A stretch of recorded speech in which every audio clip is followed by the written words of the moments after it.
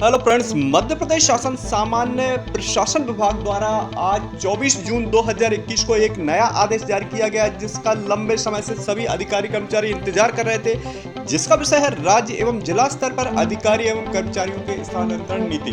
तो दोस्तों, स्थानांतरण अब शुरू हो जाएंगे। 1 जुलाई से 31 जुलाई के बीच में ट्रांसफर होंगे और इसके क्या रूल्स रहेंगे, ये सभी जानकारी जानेंगे हम इस वीडियो के अंतर्गत। और पूरा ये आज का आदेश हम रीड करेंगे इसके तहत। साथ में दोस्तों युक्तिकरण भी किया जाएगा इस आदेश के तहत, तो युक्तिकरण भी किया जाएगा और शिक्षा विभाग में भी ट्रांसफर व युक्तिकरण होंगे।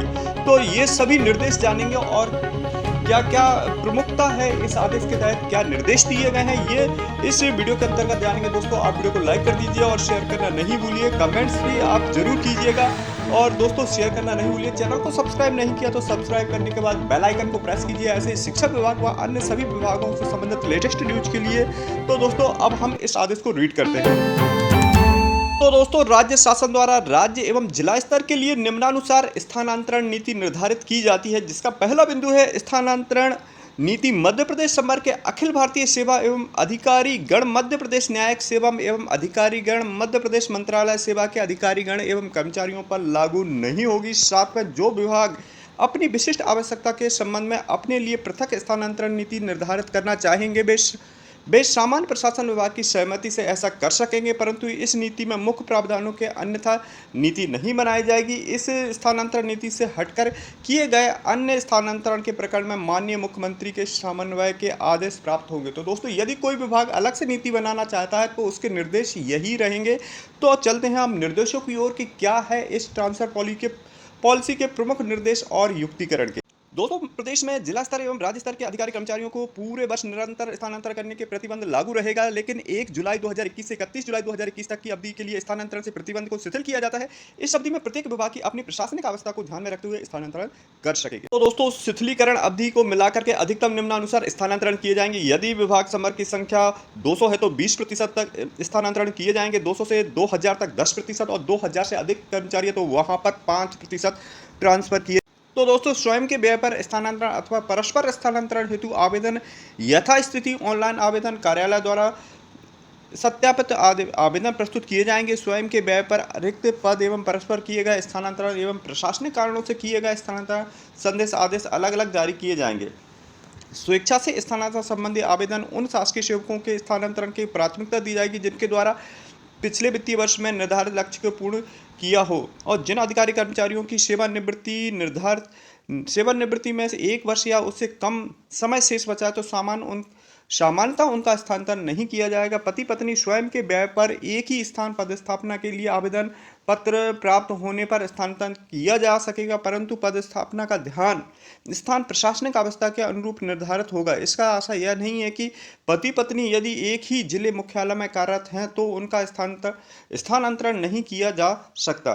गंभीर बीमारी जैसे कैंसर, किडनी खराब होने के कारण, डायलिसिस करवाने, ओपन हार्ट सर्जरी के कारण अथवा कोविड संक्रमण महामारी से गंभीर रूप से पीड़ित होने के कारण नियमित जांच कराना आवश्यक हो और वर्तमान पद स्थापना के स्थान पर ऐसी सुविधा उपलब्ध न हो तो जिला मेडिकल बोर्ड की अनुशंसा पर शासकीय सेवक द्वारा स्थानांतरण चाहने पर स्थानांतरण किया जा सकेगा।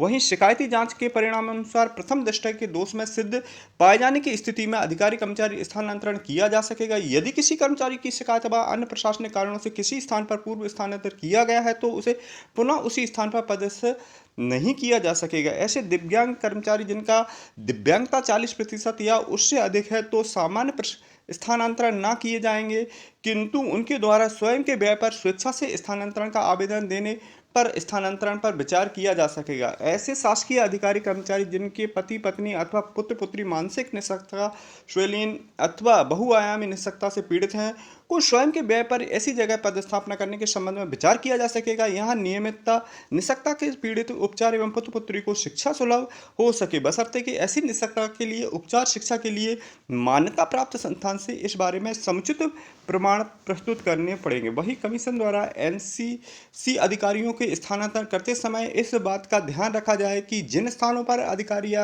का स्थानांतरण किया जाता है उन स्थानों पर एनसीसी की संबंधित इकाई संचालित हो किन्हीं भी कार्यपालिका कर्मचारी अधिकारी को उनके गृह जिले में स्थानांतरण के द्वारा अथवा पदोन्नति की स्थिति में सामान्यतः पदस्थ न किया जाए, किंतु अविवाहित, विधवा, तलाकशुदा, परित्याग महिला के प्रकरण में उनके गृह जिले में स्थानांतरण किया जाएगा। वहीं कृषि संचालन, तो ये इससे रिलेटेड है दोस्तों, आप इसे वीडियो को पॉज करके देख लेना। और इसमें जो मेन है उसे हम देखते हैं। इसमें एक और महत्वपूर्ण बिंदु है जिसमें तकनीकी शिक्षा कौशल विकास विभाग द्वारा उच्च शिक्षा विभाग में जिन संस्थाओं एवं विद्यालयों में विषयवार निर्धारित संख्या में अधिक शिक्षक कार्यरत हैं वहां से अतिशेष शिक्षकों को अन्यत्र पदस्थ किया जाए। ऐसा करने में कनिष्ठ शिक्षक को अतिशेष कर्मचारी होने की स्थिति में सबसे पहले स्थानांतरित किया जाएगा, किंतु मानवीय दृष्टिकोण को ध्यान में रखते हुए महिला या 40% या उससे अधिक विकलांगता वाले विकलांग या ऐसे शिक्षक जिनकी सेवानिवृत्ति में 1 वर्ष से कम समय शेष है उन्हें अतिशेष मान करके स्थानांतरित नहीं किया जाएगा। स्वीकृत पद से अधिक पदस्थापना किसी भी स्थिति में न की जाएगी। पदस्थापना के समय विषयवार रिक्ति का ध्यान रखा जाए तथा तदनुसार ही पदस्थापना की जाएगी। राज्य शासन से पत्राचार करने की मान्यता प्राप्त कर्मचारी संगठन, तो ये कर्मचारी संगठन के लिए जिसके लिए 4 वर्ष की छूट दी जाएगी, मान्यता प्राप्त उसके लिए 2-2 वर्ष का रहेगा। ये आप वीडियो को पॉज करके देख लेना दोस्तों। और उसके बाद अगला बिंदु दिया गया है उन्हीं पदाधिकारियों, ये भी उसी से रिलेटेड है, किसी भी पदस्थापना स्वीकृत पदों से अधिक पदस्थापना नहीं की जाएगी। वहीं दोस्तों ये जो कुछ और भी दिए हैं प्रमुख बिंदु, इन्हें वीडियो को आप पॉज करके देखते जाना और हम इसकी PDF डिस्क्रिप्शन में आपको दे देंगे, तो उसके द्वारा भी आप इसे पढ़ सकते हैं। दोस्तों, स्थानांतरण आदेश जारी होने के 2 सप्ताह के भीतर स्थानांतरित अधिकारी कर्मचारी को कार्य मुक्त किया जाना अनिवार्य होगा। तो ये एक बड़ा बिंदु है इससे रिलेटेड कि स्थानांतरण जब आदेश आ जाएगा तो 2 सप्ताह के अंदर अनिवार्यता स्थानांतरण किया जाएगा।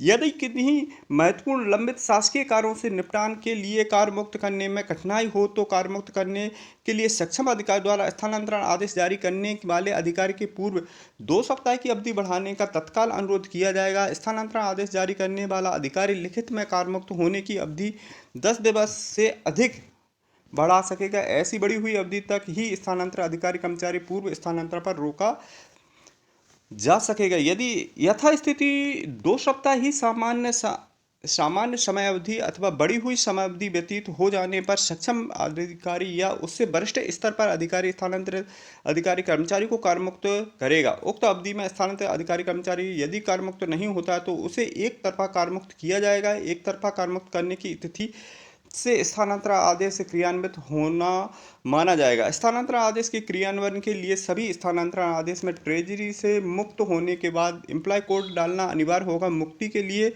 पूर्वोक्त कंडिका में निर्धारित समय अवधि के उपरांत कर्मचारी अधिकारी का वेतन का आहरण जिस स्थान पर स्थानांतरित किया जाएगा उसी स्थान से अनिवार्यता बंद किया जाएगा। यदि विपरीत वेतन आहरित होता है तो ऐसे वित्तीय अनियमितता मानी जाएगी और कार्य मुक्ति के तत्काल पश्चात अंतिम वेतन प्रमाण पत्र अन्य अभिलेख आवश्यक होंगे। तो दोस्तों, इससे रिलेटेड अगला जहां पर ट्रांसफर हो गया वहां से ही उसका वेतन आहरित होगा। कार्य मुक्त होने के पश्चात स्थानांतरित अधिकारी कर्मचारी का नवीन वेतन पदस्थापना नवीन पदस्थापना से आहरित होगा। तो दोस्तों, ये प्रमुख बिंदु है स्थानांतरण नीति से रिलेटेड जिसे आप वीडियो को पॉज करके देख लेना। और दोस्तों, शिक्षा विभाग व अन्य विभागों से संबंधित लेटेस्ट न्यूज़ के लिए हमारे चैनल को सब्सक्राइब कीजिए और डिस्क्रिप्शन में आपको इसकी PDF मिल जाएगी। दोस्तों, मिलते हैं अगले वीडियो में, तब तक के लिए जय हिंद।